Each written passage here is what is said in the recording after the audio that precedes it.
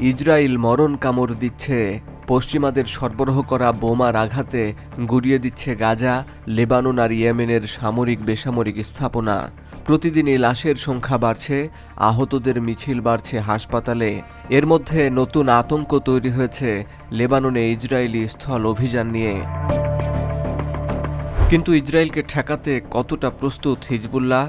তাদের কি প্রফেশনাল কোনো বাহিনীকে ঠেকানোর মতো শক্তিমত্তা আছে? বৈরুত সহ পুরো লেবাননেই ইসরায়েল বেছে বেছে টার্গেট করছে সিনিয়র কমান্ডারদের। সরকারি বেসরকারি সব স্থাপনাতেই হামলা হচ্ছে। কিন্তু এই যুদ্ধে লেবানন রাষ্ট্রীয়ভাবে অংশগ্রহণ করছে না, অর্থাৎ লেবাননের সেনাবাহিনীর কোনো অংশগ্রহণ নাই তাতে। ফলে ইসরায়েলি আগ্রাসন হিজবুল্লাহকে একাই মোকাবেলা করতে হচ্ছে। কিন্তু হিজবুল্লাহ নিজেও বিপদগ্রস্ত। পেজার আর ওয়াকিটকি বিস্ফোরণের মাধ্যমে হিজবুল্লাহর যোগাযোগ নেটওয়ার্ককে দুর্বল করে দিয়েছে মোসাদ।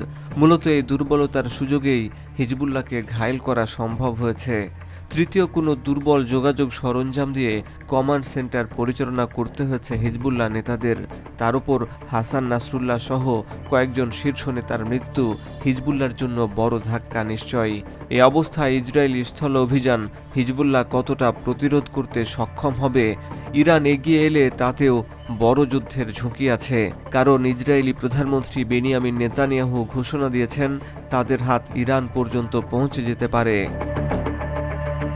অবশ্য এত সীমাবদ্ধতার মধ্যেও হিজবুল্লাহ বসে নেই। তারা পরিকল্পনা সাজাচ্ছে, হুঙ্কার দিচ্ছে। হিজবুল্লাহর উপপ্রধান নাইম কাসেম সোমবার দেয়া ভাষণে বলেছেন, ইসরায়েলের স্থল আগ্রাসন মোকাবেলায় তারা প্রস্তুত।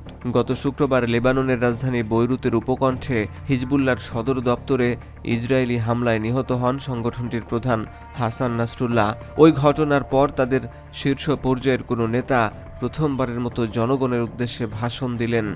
ইসরায়েল তার লক্ষ্য অর্জন করতে পারবে না মন্তব্য করে ভিডিও বার্তায় নাইম কাসেম বলেন, আমরা যে কোনো পরিস্থিতি মোকাবেলা করব।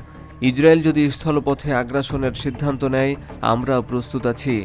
প্রতিরোধ বাহিনীগুলো স্থল হামলা মোকাবেলায় প্রস্তুত রয়েছে।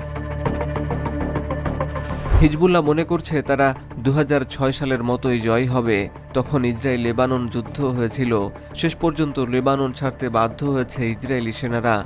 হিজবুল্লাহর উপপ্রধান তেমনটাই আশা করেছেন। হিজবুল্লাহ লেবাননের সেনাবাহিনীর চেয়েও শক্তিশালী, তাতে কোনো সন্দেহ নেই।